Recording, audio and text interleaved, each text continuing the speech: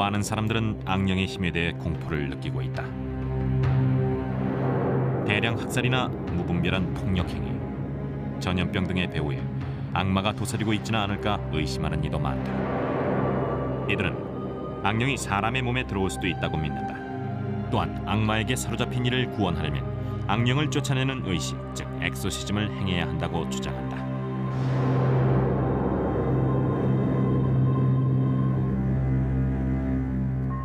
(1973년) 악령에 사로잡힌 소녀를 보기 위해 수많은 사람들이 극장으로 몰려들었다. 그러나 영화 엑소시스트에 나오는 가톨릭의 엑소시즘을 목격한 이는 많지 않다. 실제 엑소시즘을 바탕으로 씌어진 작품이란 걸 아는 사람은 거의 없었다. 이곳은 메릴랜드주의 마운트 레이니어. 벙커힐 로드 3210번지엔 공원이 들어서 있다. 이곳에 있던 집은 오래전 철거됐지만 주민들은 여전히 이곳을 악마의 구역이라 일컫는다.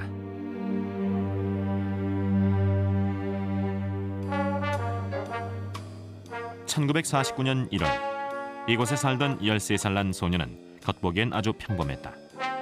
학교에 다니고 공부를 하고 또래들과 다를 바가 없었다. 굳이 다른 점이라면 몸이 약해서 나가 놀기보다는 방 안에서 라디오를 듣거나 게임하기를 좋아했다는 정도. 그러던 어느 날 불가사의한 현상이 일어났다. 뭔가를 긁어대는 소리가 벽과 바닥에서 들려오고 침대가 흔들리고 가구가 방을 가로질러 미끄러지는 것이었다. 심지어 서랍이 날아다니는 게 아닌가. 이 일이 있기 얼마 전 소년이 무척 따르던 이모가 사망했다. 그래서 소년의 부모도 처음엔 이모와 연관이 있을 것으로 여겼다. 이모는 아이에게 영혼과 교신하는 방법을 가르쳤고 소년은 위자보드로 이모를 만나려 했다. 부모는 이런 불가사의한 현상을 죽은 이모가 보낸 메시지라고 생각했다. 소년의 부모는 루터교 목사와 의사를 찾아가 도움을 청했지만 아무 소용이 없었다. 어느 날 소년의 몸에선 원인 모를 상처가 생겨나고 있던 것이었다. 목사는 가톨릭 신부를 찾아가 보라고 제안했다. 그들은 메릴랜드주 마운트 레이니어에 있는 성 제임스 성당에 찾아가 알버트 휴즈 신부를 만났다. 휴즈 신부는 사제관에서 프랭크 버버 신부와 저녁 식사를 하면서 이렇게 말했다고 한다. 방이 갑자기 싸늘해졌다고 했습니다. 몸이 떨릴 정도로 말이죠. 탁자에서 전화기가 떨어지고 방 안에 물건이 움직이곤 했는데 소년의 소인 것 같다고 했어요. 게다가 소년은 신을 모독하는 욕설을 내뱉었다고 했죠.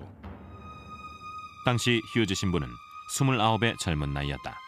불가사의한 힘을 상대하기엔 경험이 부족했던 것이다. 휴즈 신부님은 아마도 아주 당황했을 겁니다. 어떻게 다뤄야 할지 막막했겠죠. 결국은 악령과 맞서서 싸우기로 결론을 내렸습니다. 그럴 수밖에 없었으니까요. 휴즈 신부는 엑소시즘을 행하면 될 것이라 믿었다. 엑소시즘은 대주교의 승인을 받아야 하는 의식이었다. 엑소시즘 의식은 아주 상세히 기록되어 있어서 휴즈 신부는 그대로만 행하면 될 거라고 믿었습니다. 소년은 워싱턴의 조지타운 대학병원으로 보내졌다. 침대에 끈으로 묶인 채 엑소시즘이 거행됐다. 휴즈 신부는 소년에게 축복을 내린 후 무릎을 꿇고 앉아 의식을 시작했다. 라틴어로 성인들에게 기도를 올리고 하느님께 소년을 악에서 구원해달라고 빌었다.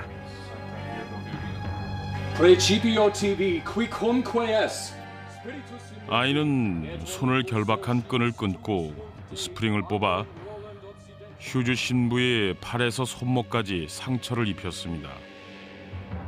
신체적, 정신적으로 충격을 받은 휴즈 신부는 의식을 포기하고 병원을 떠났다. 한편 소년에게 새로운 증세가 나타나자 부모는 아이가 더욱 난폭해질까 봐 두려워했다. 긁힌 것 같은 상처가 배 위에 생겨났다. 루이스라는 단어의 철자였다. 부모는 이것이 무언가를 암시한다고 믿었다.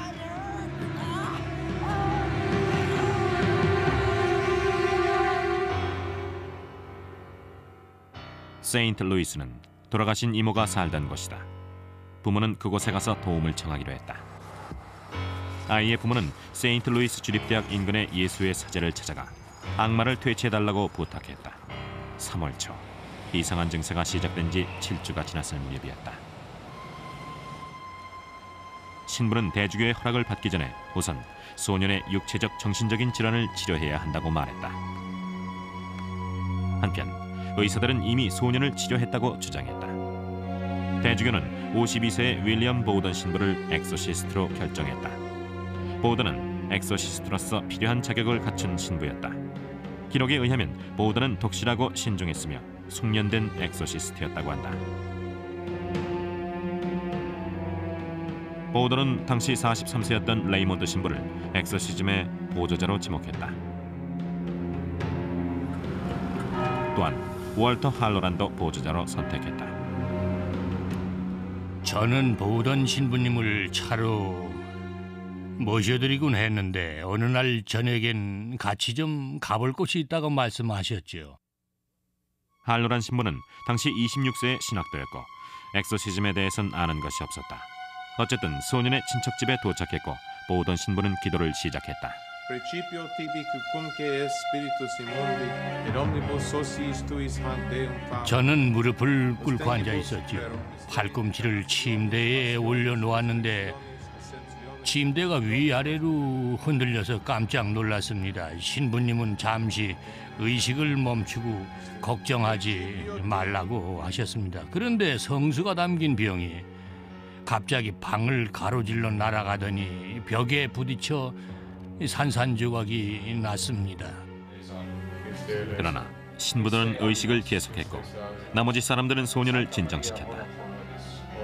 며칠 밤에 걸쳐 성인의 유물과 십자가를 소년에게 쥐어주려고 노력했지만 허사였다. 하지만 성수를 뿌리고 악령을 쫓는 기도를 반복했다. 악령을 쫓는 기도를 하면 아이가 겪곤 했습니다. 성수를 뿌리면 즉시 반응이 나왔어요. 화를 내면서 성수를 뿌리지 못하게 몸부림을 쳤지요. 소년은 신부들에게도 매우 적대적이었다. 엑소시스트의 저자 윌리엄 피터 블레티의 얘기를 들어보자. 아이가 침을 무척 많이 뱉었는데 목표물에 너무나 정확히 들어맞았어요. 거의 6, 7m 거리에서 아이가 뱉은 침이 신부님의 눈을 정확하게 맞출 정도였으니까요. 곁에 있던 사람들에게 소년이 몇 차례 말을 하기도 했는데 신부님 한 분께 이렇게 말했죠. 지옥에서 너를 만나게 되다니 정말 놀랐구나. 어떻게 지옥에 내려왔지? 의식은 자정이 지나서야 끝나곤 했다. 의식이 끝나면 소년은 잠이 들었다. 신부들은 의식 도중에 일어난 일을 기록했고 목격자들은 이 기록에 서명했다. 소년은 잠에서 깨어나면 전날 밤 무슨 일이 있었는지 하나도 기억하지 못했다. 엑소시즘 3주째. 보우던 신부는 소년에게 가톨릭 신도가 될 것을 제안했다. You know what a sacrament is. 부모의 동의하에 소년은 세인트 루이스 대학병원 사제관에서 교리 수업을 받기 시작했다. 보우던은 이곳에서 의식을 행하기로 결심한다. Ave Maria, gratia plena Dominus tecum, benedicta tu mulieribus. 성당으로 장소를 옮기자 소년의 반항도 격렬해졌다. 몸에선 저주의 단어나 형상이 시뻘겋게 돋아올랐다. 채찍 따위로 내리친 상처처럼 보였지요. 지옥이라는 단어가 새겨지기도 했는데 얼마나 소름 끼치는 광경인지 쉽게 짐작하실 겁니다. 팔이며 다리, 배, 가슴, 몸 여기저기에 끔찍한 상처가 생겨났죠. 반점이 생기기도 했는데 마치 악마의 형상 같았어요. 보던 신부의 기록에 너무나 생생히 기록되어 있습니다. 소년에게 말을 건네면서 우연히 소년의 다리를 내려다봤는데 꼬리가 갈라진 무언가가 이 허벅지에서 발목을 관통하면서 재빠르게 움직였다고 해요. 그 흔적은 시뻘건 상처로 남겨졌고요. 의식을 행하는 동안 악마와 교신하는 행위는 금지되지만 예외적으로 엑소시스트는 두 가지 질문에 대해선 악마로부터 답변을 얻어내야 한다. 네 이름은 무엇인가? 너는 언제 떠날 것인가? 질문을 던지고 잠시 동안 답이 나오길 기다립니다. 이름이 무엇이냐는 질문에 아이는 이렇게 답하곤 했죠. 리전. 어떨 때는 소년이 낯선 목소리로 스파이트, 즉 악마라고 답했다고 한다.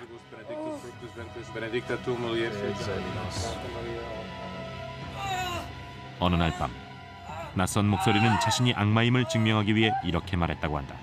내가 소년을 깨우겠다. 그러면 소년이 기뻐할 것이다. 소년은 깨어났고 평온을 되찾았다. 한편 고통에 시달릴 것이다라고 말하자 소년은 깨어나서 저주를 내뱉었다고 한다. 낯선 목소리는 악령을 퇴치할 단어를 밝혀내기 전엔 떠나지 않겠다며 친구들을 조롱하기도 했다. 제 기억으로는 이렇습니다. 어떤 단어를 말하면 떠나주겠지만 절대 그 단어를 말하지 못하게 할 거라고 했죠. 할로란 신부는 그 당시 소년을 구원하는 게 불가능해 보였다고 한다. 엑소시스트들은 몇 날 밤을 사제간에 모여 의식을 거듭하며 정체불명의 악령과 싸웠다.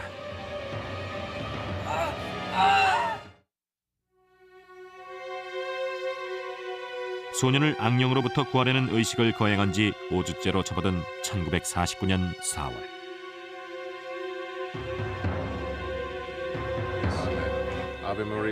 소년의 체력은 급속도로 약해졌고 신부들은 소년의 건강이 우려되기 시작했다. 그래서 이번엔 소년을 세인트 루이스 대학 인근의 알렉시안 브라더스 가톨릭 병원으로 옮겼다. 한편 방 안에 미카엘 대천사의 조각이 놓여져 있다는 사실은 아무도 몰랐다. 엑소시스트들은 소년을 가톨릭으로 개종시키려고 더욱 노력했다. 신부는 소년에게 영성체를 시도했다. 보던 신부님이 영성체를 하려고 하자 아이가 난폭하게 저항했습니다. 성체를 들고 있는 신부님의 손을 뿌리치고 이를 갈더니 입을 꽉 다문 채 영성체를 거부했죠. 2시간이나 분투한 끝에 겨우 성체를 소년의 입안에 넣을 수 있었습니다. 5월절이 지났지만 별다른 차도는 없었다. 조급해진 엑소시스트는 방법을 바꿔보기로 했다. 그래서 라틴어로 진행되던 의식을 영어로 행하기로 했다. 소년은 처음엔 침을 뱉고 욕설을 하다가 갑자기 소리쳤다. 대천사 미카엘이 와 계시다고 말했어요. 아이가 분명히 그렇게 말했지요. 침착하고 담담한 목소리로 소년이 말했다. 도미누스의 이름으로 명하노라. 사탄은 당장 이곳을 떠나라. 엑소시스트들은 이제야 안심이 됐다. 도미누스는 라틴어인데 주님이란 뜻이기 때문이다. 그런데 갑자기 소년이 괴로워하며 몸부림치는 것이 아닌가. 아이가 극도로 난폭해졌고 평소보다 더 심한 발작을 보였습니다.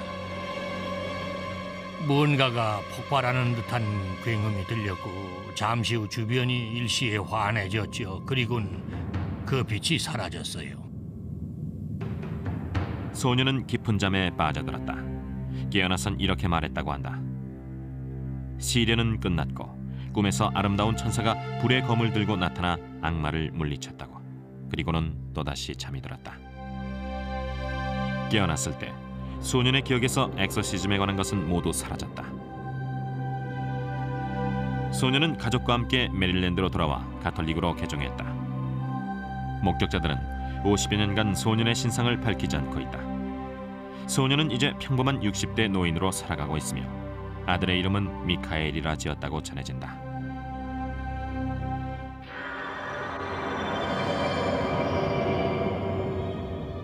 소년의 몸에 악령이 깃들었던 것일까? 중세의 엑소시즘이 소년을 구원한 것일까? 생전에 보우던 신부는 윌리엄 피터 블레티에게 보낸 서신에서 이렇게 밝혔다. 한 가지는 확실하다고 하셨죠. 그 일은 실제로 일어났고 신부님께서 직접 경험하셨으므로 사실임을 믿어 의심치 않는다고 말이죠. 엑소시즘이 성공했다는 사실은 신의 능력이 악마의 힘보다 훨씬 강력하다는 것을 의미하죠. 할로란 신부의 주장을 반박하는 견해도 있다. 소년의 증세가 꼭 악마로 인한 것은 아니라는 주장이다. UCLA의 헨리 켈리 교수는 예수의 사제였다. 그는 소년이 악마에 홀린 듯한 행동을 보인 것은 오히려 엑소시즘 때문에 일어난 증세라고 말한다.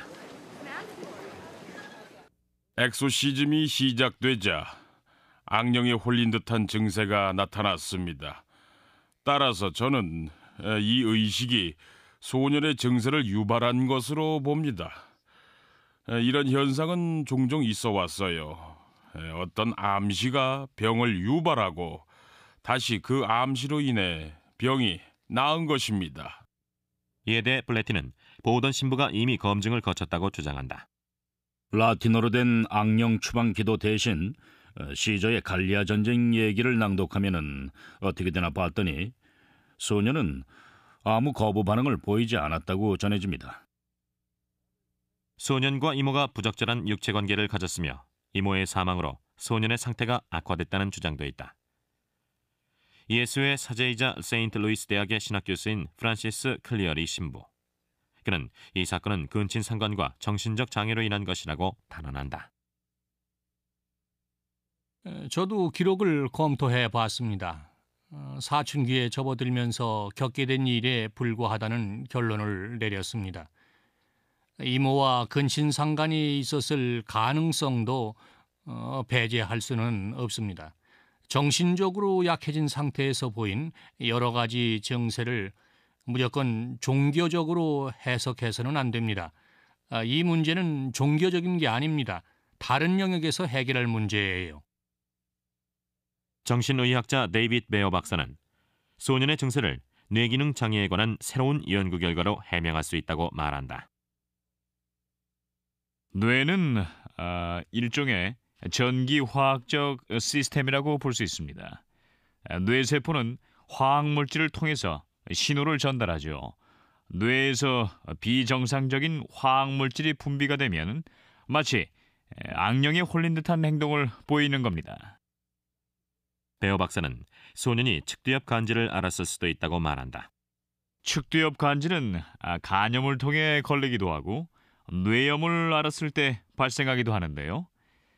사춘기 때 종종 이 증세가 시작됩니다. 베어 박사는 소년의 피부에 상처가 생긴 것도 측두엽 간질이 자율신경계에 준 영향일 것이라고 판단한다. 하지만 몸에서 메시지가 돋아올랐다는 주장에 대해선 회의적이다. 저로선 참으로 납득하기가 어렵군요. 단순히 피부가 부은 자국을 두고 목격자들이 그 나름의 해석을 덧붙인 건 아닌가요?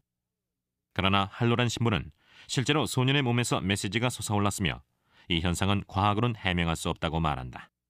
누구에게나 악령이 깃들 수 있습니다. 인간은 약해지기 쉽지만 사탄의 힘은 너무나 강력하니까요.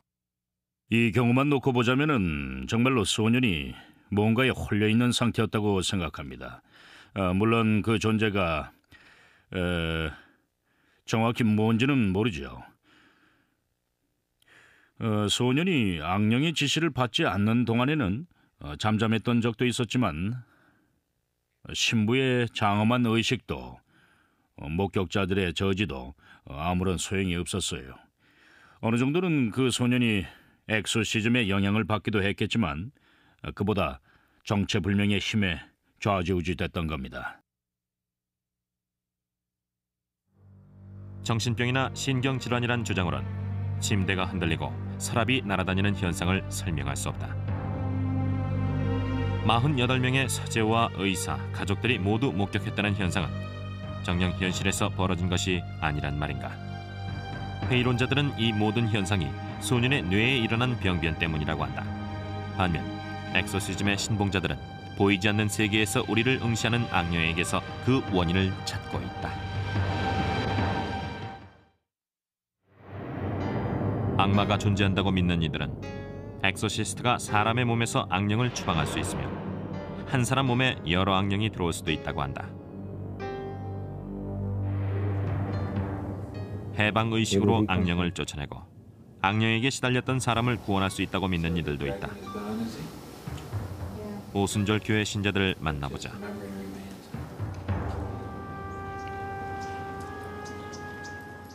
(1990년 9월) 25세의 엘린 커니는 캘리포니아의 파사데나에서 커네티컷의 하트포드로 이사를 왔다. 풀러 신학교에 입학한 엘린은 새 인생을 시작하는 기분이었다. 선천적으로 근육계통 장애가 있던 엘린은 어려서부터 어머니로부터 성적인 학대를 받았다고 한다. 청소년기에 어머니는 엘린을 장애인 요양병원에 보냈다. 버림받았다고 느낀 엘린은 마약과 헤비메탈 음악, 오컬트에 탐닉했다. 그러던 중 친구가 성경을 선사했는데 이것이 계기가 돼 오순절 교회에 다니게 된다.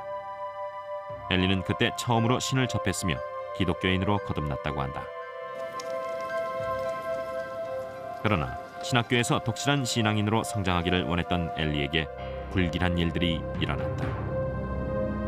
침대가 너무 심하게 흔들려서 잠을 못 이루기도 했다.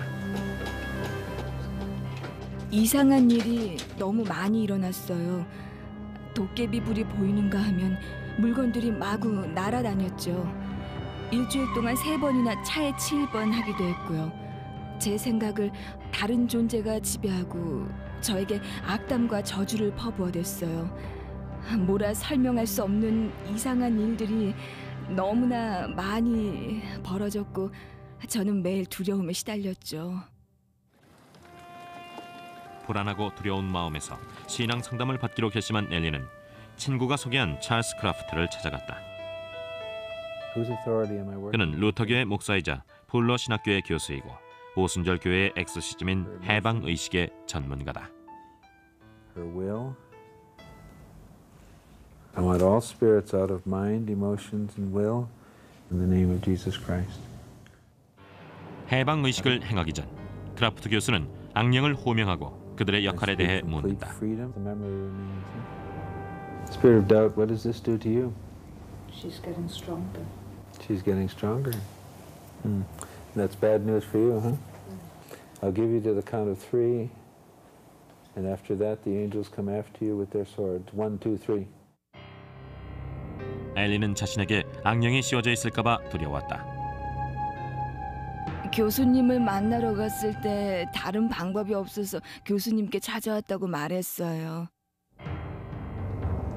엘리는 크라프트 교수에게 어린 날의 괴로운 기억에 대해 털어놓았다. 3번째 회합에서 크라프트 교수는 엘린의 몸에 악령이 들어있다고 했다. 악령이라고 하니 기분이 섬찟했어요. 더러운 것에 휘감겨 있다고나 할까, 아니 쓰레기 더미에 빠진 느낌이었죠. 정말 끔찍했어요. 크라프트 교수는 악령을 퇴치하자고 제안했고 엘리는 동의했다. 눈을 감기고 제 안에 도살인 악령을 불러냈죠. 갑자기 악령이 나타났고 엘린의 입을 통해 악령이 이야기를 했죠. 악령의 목소리가 울려 퍼지자 엘리는 자신의 내부에 악령이 살고 있다는 확신을 갖게 됐다. 악령들은 각기 자기 자신의 이름을 댔다. 공포, 우울, 죽음. 가장 강력한 악마가 누구냐고 묻자 죽음이란 답이 들려왔다. 엘리는 해방의식 중 일어난 일을 기록했다. 죽음의 악마가 가장 강력했다. 교수님의 어조에는 변화가 없었지만 악마의 목소리는 점점 커졌고 교수님은 주님의 이름으로 명령하셨다. 크라프트 교수는 신의 권위를 넘겨받아 악마에게 엘린을 떠나라고 명했다. 그는 악마가 일단 떠난 후엔 다시 돌아오지 못한다고 주장한다. 몇 차례 검증해봤습니다. 악령을 퇴치할 때마다 물어보죠. 예전에 퇴치된 적이 있는가? 그러면 악령이 답합니다. 떠난 후엔 돌아오지 못한다. 당신이 돌아오지 못하게 했기 때문이다 라고 말이죠. 악령을 내쫓자 확실히 뭔가 달라진 게 느껴졌어요. 엘리는 9개월간 매주 크라프트 교수를 만났고 몸에서 악령 12이 떠나갔음을 감지했다. 그러나 아직도 악령이 남아있었다. 자다가 깨어나면 방 안에 악령이 있는 게 보였죠. 제가 주님의 이름으로 악령을 비난하면 악령이 떠납니다. 하지만 어떨 땐 너무 무서워서 그럴 엄두가 안 나요. 평생 악령에 사로잡혀 살 것 같다는 그런 생각이 들었죠. 악령은 아주 은밀히 도사리고 있으니까요. Even to 크라프트 교수를 찾은 지 1년이 지났을 무렵 마침내 악령이 모두 추방됐다. 물론 엘린을 지배하던 악의 목소리도 사라졌다. 이젠 제 안에 악마가 없다는 걸 알아요. 마음이 평온하고 자유로워졌죠. 이제야 제 모습과 제 인생을 되찾은 느낌이에요. 기억도 완전히 돌아왔고 비로소 제가 살아있다는 생각이 들어요. 보이지 않는 악마가 정말 몸 안에서 살았던 것일까? 악마가 폭력과 사악한 생각을 조장했던 것일까? 악마를 믿는 사람들은 그렇다고 답한다. 크라프트 교수는 엘린과 같은 경우엔 심리적인 문제보다 악마를 퇴치하는 게 우선이라고 주장한다. 정신적인 문제는 제 소관이 아닙니다. 악마와는 차원이 다르죠. 단순히 화를 내는 것과 악마의 분노는 달라요. 엘린이 처음 저를 찾아왔을 때 악마랑 싸우느라 상당히 심각한 상태였고 정서적으로도 아주 지쳐 있었죠. 그래서 저는 악마와의 싸움에 총력을 기울였습니다. 한편 크라프트 교수는 심리학을 전공한 것은 아니다. 사실 현대 과학과 심리학에서는 악마의 존재를 부정한다. 심리학자들은 악마란 단지 고통받은 심리 상태가 만들어낸 환상에 불과하다고 주장한다. 악마가 존재한다는 과학적인 증거는 어디에도 없고 저도 거기에 동의합니다. 악마란 단지 허상일 뿐이죠. 당신의 모든 불행은 내 뒤에 있는 커다란 괴물 프레드의 소행이라고 말한다면 제 뒤에 정말 괴물이 있다고 믿으시겠습니까? 바이어스타인은 엘린의 인지 능력에 장애가 생겼던 것으로 판정한다. 극도로 심한 스트레스는 뇌에서 분비되는 화학물질을 변형시키는데 이런 경우 현실을 제대로 보지 못한다는 것이다. 그런 사람들은 현실 감각이 떨어집니다. 자신이 겪은 일이 마음속에서 일어난 환상인지 실제로 오감을 통해 느낀 것인지를 분간하지 못하게 되는 것이지요.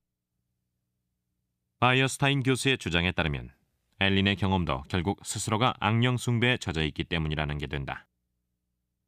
자신의 생각과 감정을 이해하지 못하겠다는 강박관념에 시달리는 사람들은 뭔가에 의존하게 됩니다. 무슨 일이 생기게 되면은 그 결과로 반드시 어떤 일이 일어나리라고 추측하는 경향이 있지요. 어떤 심리학자들은 모든 걸 심리학적으로 해석하려 들죠. 그렇지만 제 입장은 달라요. 심리학적으로 설명이 안 되는 게 있으니까요. 명백히 벌어진 사건들은 어떻게 해명하죠? 어떻게 침대가 흔들릴 수 있나요? 집안에 물건이 움직인 건 또 어떤가요? 과학자들은 엘린의 뇌 기능에 장애가 생겨 엘린이 단지 그렇게 느꼈을 뿐이라고 말한다. 반대로 이런 현상이야말로 악마의 장난이란 주장도 있다.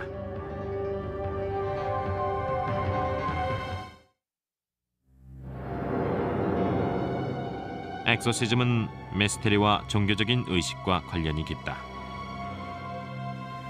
그러나 심리치료법은 종교와는 다른 영역에서 구축된 것이다. 한편 이러한 차이에도 불구하고 엑소시즘의 신비적인 요소를 심리치료법에 차용해 불가사의의 세계에 한 걸음 다가간 심리치료사들이 있다.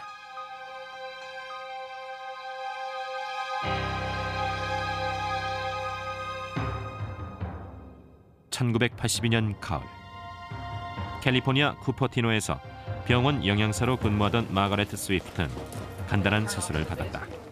마가렛은 입원 당시엔 아주 건강한 상태였으나 퇴원 다음 날부터 알 수 없는 증세에 시달리게 됐다. 집에 오자마자 증세가 시작됐어요. 다리가 너무 무거워서 발걸음을 떼기가 너무 힘들었지요. 식사도 정상적으로 했는데 3일 만에 체중이 7kg이나 줄었어요. 2주 후 마가렛은 수술을 담당했던 의사를 찾아갔다. 의사는 수술과는 무관한 증세라고 하며 전문의에게 의뢰해 1년의 검사를 받게 했으나 별다른 이상이 발견되지 않았다. 그때 전 눈앞이 캄캄했어요. 행여 이상이 발견된다면 혹시 불치병은 아닐까 걱정이 됐지요. 그렇게 몇 달이 흘렀지만 의사들도 이 불가사의한 증상을 치료하진 못했다. 마가렛은 장애인이 된 것이다.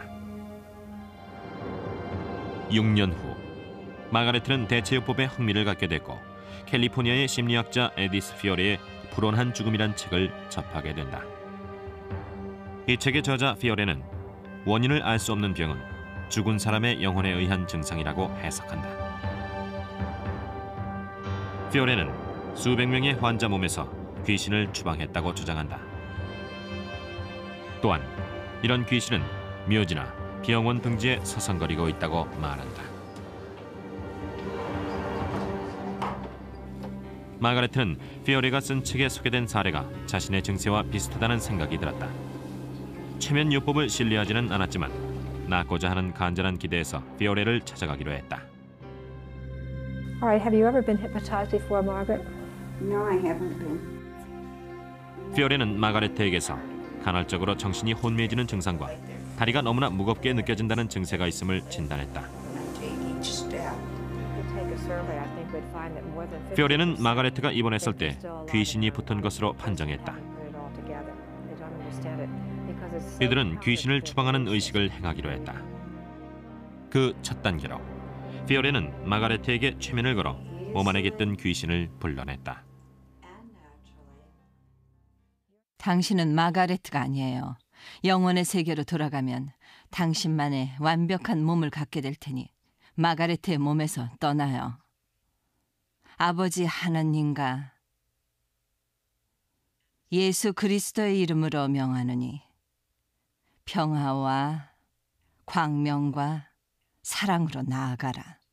당장 이곳을 떠나라. 풍선이 터지는 것과 비슷해요.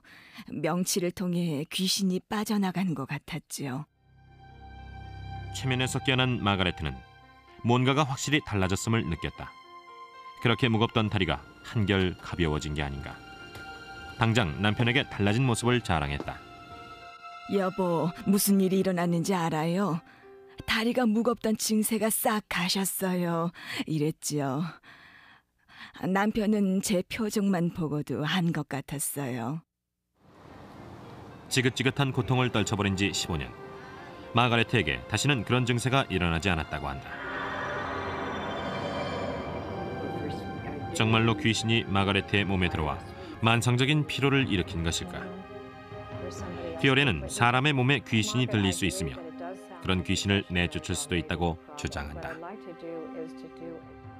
20년간 이 요법을 써왔고 이젠 저도 확신이 생겼죠. 귀신은 있고 사람의 몸에 들어올 수도 있어요. 저의 방법은 귀신을 쫓는데 효과적입니다. 그러나 심리학자들은 피오레의 견해에 매우 회의적이다. 피오레의 방법은 일종의 종교적 의식일 뿐 심리요법은 아니라고 주장하는 임상심리학자의 말을 들어보자. 최면은 가상의 영혼과 교신하는 겁니다. 엑소시즘도 마찬가지죠. 이런 것들은 오늘날 과학계에서 보편적으로 수용할 수 있는 방법으로 검증된 바가 없습니다. 최면과 엑소시즘은 심리학이나 심리치료가 아니에요.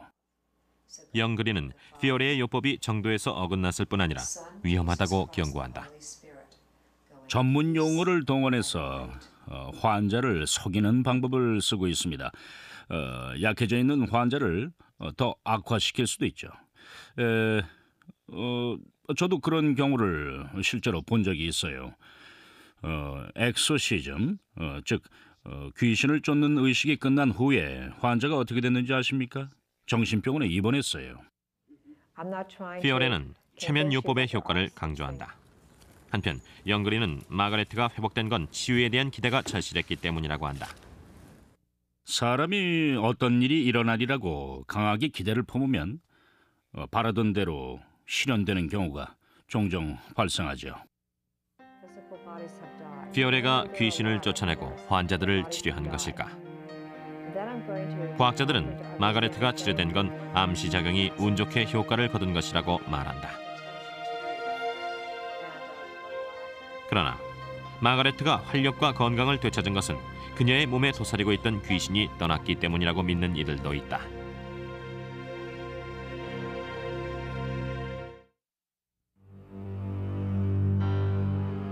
악마가 몸에 들어오는 현상, 그리고 엑소시즘의 놀라운 힘은 종교 국가에서는 그리 낯선 얘기가 아니다. 대부분의 경우 이런 의식은 정형화되어 있다. 원초적인 형태의 의식은 이미 배제된 지 오래다. 그러나 어디에나 예외는 있는 법. 오지에 위치한 부정마을로 가보자.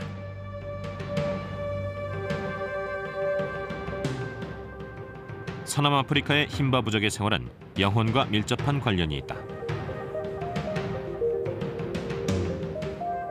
힌바 부족은 영혼이 인간의 질병을 유발한다고 믿는다. 따라서 부족의 치료사가 영혼을 몸에서 쫓아내야 병이 낫는다고 한다. 고대로부터 이어져 내려온 이 의식을 어렵게 비디오로 포착한 두 서양인이 있다. 안젤라 피셔와 캐롤 베크위드가 그 주인공이다. 이 화면은 그들에 의해 최초로 세계에 공개된 것이다.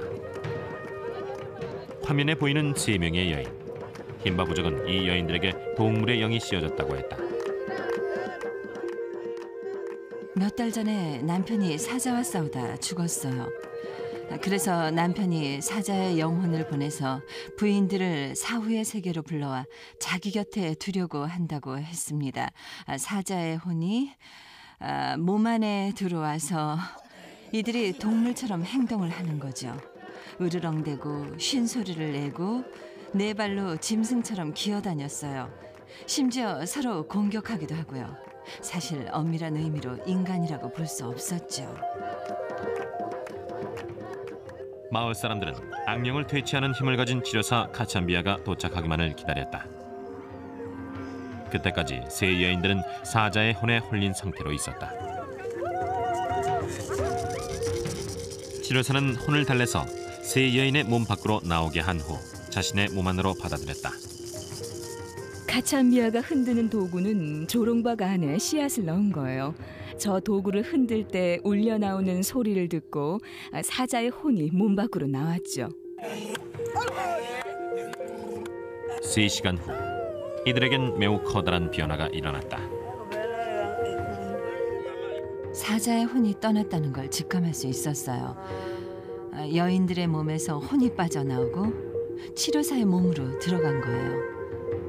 치료사는 더 이상 조롱박을 흔들지 않았고 몸이 뻣뻣해지는가 싶더니 눈이 뒤집혔죠. 강력한 힘에 압도된 것 같았어요. 사실 저희는 그때 걱정이 됐답니다. 사자 3마리의 혼을 받아들인 치료사는 조상의 불에 깃든 힘을 불러오겠다고 얘기했다. 조상의 불이란 꺼지지 않는 모닥불이다. 이 불에 혼을 내던지는 것이다.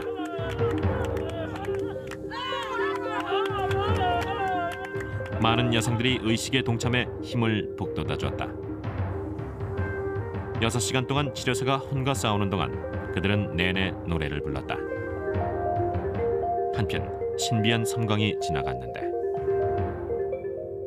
치료사의 머리에서 빛이 나오더니 손을 치고 사라졌어요. 사실 저희가 확실히 봤는지도 모를 만큼 아주 순식간이었지만 일단 계속 촬영했죠. 나중에 필름을 현상해 보니 머리 위에서 빛이 나오는 장면이 뚜렷이 찍혀 있었어요. 빛이 발산되는 순간 카찬비아도 몸에서 혼이 빠져나가는 것을 느꼈다고 한다. 안젤라와 피셔는 카찬비아와 2주간 동행했다. 카찬비아는 마을을 돌아다니며 하루에 귀신을 3시나 퇴치한 적도 있다고 한다. 안젤라와 피셔는 혼수 상태에 빠졌던 아이와 4년간 고통받던 여인을 치료하는 광경을 목격했다. 완벽하게 치료됐죠. 뇌출혈도 멎었고 더 이상 고통도 없었다고 해요. 엑소시즘이 성공한 거죠. 직접 목격한 광경에 깊이 매료된 캐롤과 안젤라. 그들은 카찬비아의 치유 능력을 믿게 됐다. 엑소시즘은 사람을 살리는 의식이에요. 인간성을 되찾고 건강하고 행복하게 사는 거죠. 카찬비아는 귀신을 퇴치하는 힘을 가졌을 뿐 아니라 병을 치료하는 능력도 지녔다는 걸 알게 됐어요. 하지만 서양에서는 이런 능력이 거의 사용되고 있지 않죠. 사자의 혼, 악령 혹은 악마의 혼. 엑소시스트가 퇴치한 대상은 달라도 본질은 같다. 사악한 존재는 허상에 불과한 것일까? 아니면 실존하는가? 악마는 있습니다. 신이 악마를 만들어냈지만은 악마는 신을 거역했죠. 신을 모독하고 신의 권위를 꺾기 위해서라면 수단과 방법을 가리지 않고 끊임없이 세상에 혼란을 일으키는 것이 바로 악마입니다. 사탄은 사악한 존재를 일컬을 때 쓰는 신학 용어죠. 낙원에 살던 인간은 사탄의 꾀에 빠져서 낙원에서 쫓겨나고 죄악이 가득한 세상으로 떨어지게 된 겁니다. 온 세상에 존재하는 죄의 주범이 바로 사탄이에요. 그러나 과학이 발달하면서 사람들은 꼬리와 뿔이 달린 악마의 실상을 바로 보지 못하고 있습니다. 오히려 인간의 마음에 내재된 사악한 본능을 악마로 은유하는 경향이 있어요. 델반코 박사는 과학이란 가치를 선택하는 방법을 가르치는 것이 아니라고 말한다. 따라서 인간은 도덕적인 이정표를 상실한 채 세상을 떠돌고 있다는 것이다. 이렇게 불안한 심정으로 배회하게 되면 반응은 다양하게 나타나지요. 그중 한 가지가 고대 종교의 교리로 복귀하여 그 속에서 새로운 삶의 방법을 찾아내려는 태도인데요. 엑소시즘이라는 의식을 죄악 혹은 병을 다루는 합리적인 수단으로 여기는 거죠. 과학자들도 엑소시즘에 강력한 힘이 있다는 것은 인정한다. 그러나 논쟁의 대상이 되는 것은 신념의 문제가 아니라 인간의 행동에 대한 견해다. 신념은 정말이지 아주 중요합니다. 그 가치를 부정하려는 건 아니지만 인생을 설계하는 데 있어서 신앙만이 유일한 해답이 돼서는 안 돼요.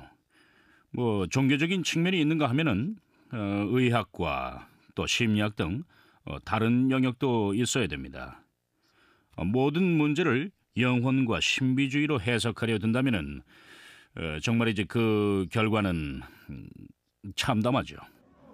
아무리 사악한 행동일지라도 모든 반사회적인 행위는 어쨌든 악마와는 무관하며 일종의 정신장애라는 것이 회의론자들의 주장이다.